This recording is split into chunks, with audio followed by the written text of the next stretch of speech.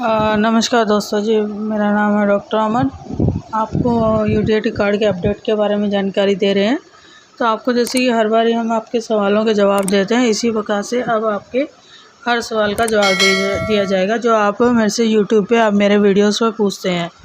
तो देखिए ये है रिंकू कुमार जी। इन्होंने कहा कि इनका जो परसेंटेज है 40% था यूटीआई कार्ड पे और उसको कम कर दिया गया है, तो कैसे बढ़ाया जाए। देखिए, अगर आपकी डिसेबिलिटी स्टेबल नहीं है और वो कम हो रही है तो उसको इसलिए कम किया गया होगा असेसमेंट के ज़रिए।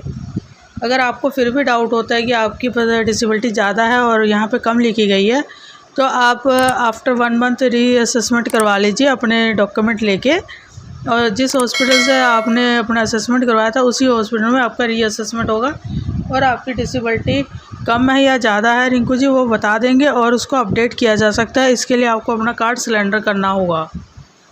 दोस्तों, नेक्स्ट क्वेश्चन है साजिद खान का, और वो कह रहे हैं कि उनका मल्टीपल डिसेबिलिटी सर्टिफिकेट बना 67% का।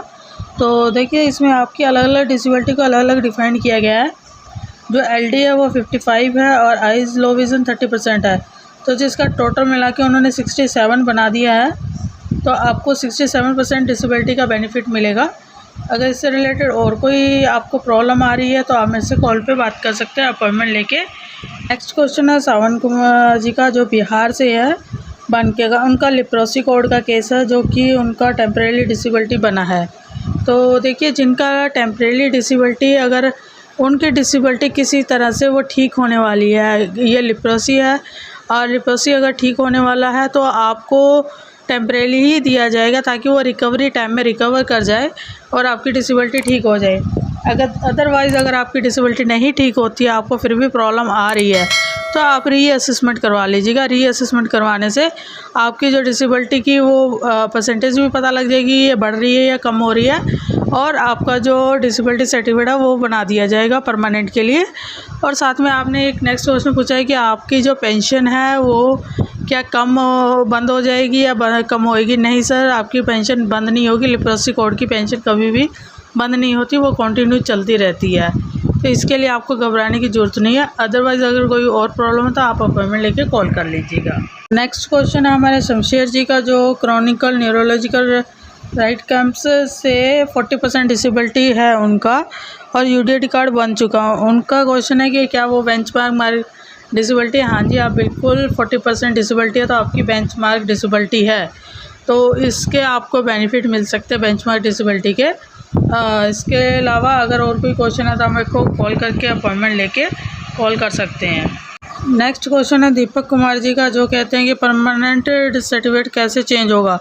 देखिए, परमानेंट आपका सर्टिफिकेट अगर आपको चेंज करना है ना, तो आपको इसके लिए अपना डिसेबिलिटी सर्टिफिकेट अपना सिलेंडर करना होगा ऑनलाइन वेबसाइट पे जाके, और वेबसाइट पे जमा कराने के बाद आपको ये जो भी इसमें प्रॉब्लम आ रही है, आप हॉस्पिटल को एक रिटन लेटर देंगे, उसमें बताएंगे कि हमें ये प्रॉब्लम है, इसीलिए हमें ये चेंज करना है, तो आपका ये सर्टिफिकेट चेंज हो जाएगा। नेक्स्ट क्वेश्चन है NK जी का, जो कि कह रहे हैं कि उन्होंने अपना सर्टिफिकेट बनाया था वो 1/5/2024 को डिस्ट्रिक्ट हॉस्पिटल से असेसमेंट करवाया था, ऑफलाइन सर्टिफिकेट बनवाया था, लेकिन वो स्वावलंबन वेबसाइट पे अपडेट नहीं कर पा रहे हैं। तो आपका स्वावलंबन वेबसाइट पे अगर अपडेट नहीं हो रहा तो अभी वेबसाइट्स बंद चल रही है। 15 जून के बाद वेबसाइट ओपन होएंगी, फिर आपका कार्ड बनेगा और आपकी जो एप्लीकेशन है एनरोलमेंट न्यू नंबर अब जो मिलेगा आपको स्वावलंबन वेबसाइट से मिलेगा, और इसके लिए आपको 15 जून तक वेट करना होगा, इससे पहले ये काम नहीं हो सकता।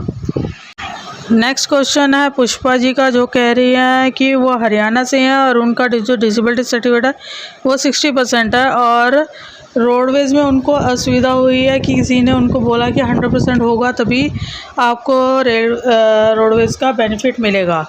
तो देखिए, जिसने आपको ये बोला है उनसे उसी टाइम पे आप गाइडलाइन मांग सकते हैं, और जब भी आपको ऐसा कोई क्वेश्चन आता है या आपको कोई ऐसा क्वेश्चन पूछ लेता है कि हमारा जो जी 60% है और आपको ये बेनिफिट नहीं दिया जाएगा, बेंचमार्क डिसेबिलिटी है 40% से ऊपर आपको हर एक बेनिफिट मिलेगा, रोडवेज़ में मिलेगा। और इसके लिए आप क्या कर सकते हैं, आप RPW एक्ट डाउनलोड कर लीजिए, उसका मेन जो प्रिंट है जिसमें आपको बेनिफिट्स वाला प्रिंट है वो निकाल के अपने पास रख लीजिए।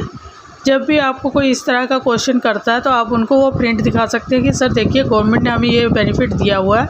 या आप रोडवेज़ की वेबसाइट पे जाके वहाँ से भी अपना बेनिफिशियल पेज निकाल सकते हैं कि किस डिसेबिलिटी पे कितने परसेंटेज पे कौन सा आपको बेनिफिट दिया जाता है।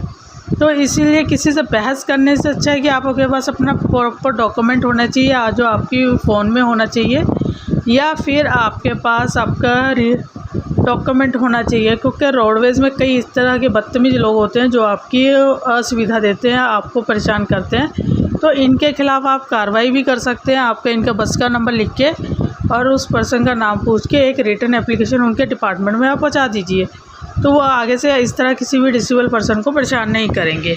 अपने हकों के लिए हमें खुद ही लड़ना होता है सर। नेक्स्ट क्वेश्चन है जी कीर्तन जी का, जो कह रहे हैं कि उनका PWD सर्टिफिकेट में किसी प्रकार का इशू आ रहा है और कुछ डेट गलत आ गई है, और UDT कार्ड में चेक किया तो ऑनलाइन वो बिल्कुल सही आ रहा है। तो देखिए जहाँ पे आपको गड़बड़ लग रही है, आपका सर्टिफिकेट में गड़बड़ है, तो आपने जहाँ से सर्टिफिकेट इशू करवाया है, जहाँ आपने असेसमेंट करवाई है, आप वहाँ से जाके उसको ठीक करवा सकते हैं। और उसकी जो अपडेशन है वहीं पे डिपार्टमेंट का एक पर्सन होता है जो आपका अपडेट कर देगा। तो इसीलिए आप इसके लिए घबराएं नहीं और अपने हॉस्पिटल में जाके असेसमेंट वाली जगह पे उनको बोल दीजिए कि सर आपने ये वाली डेट गलत डाली है, इसको ठीक कीजिए।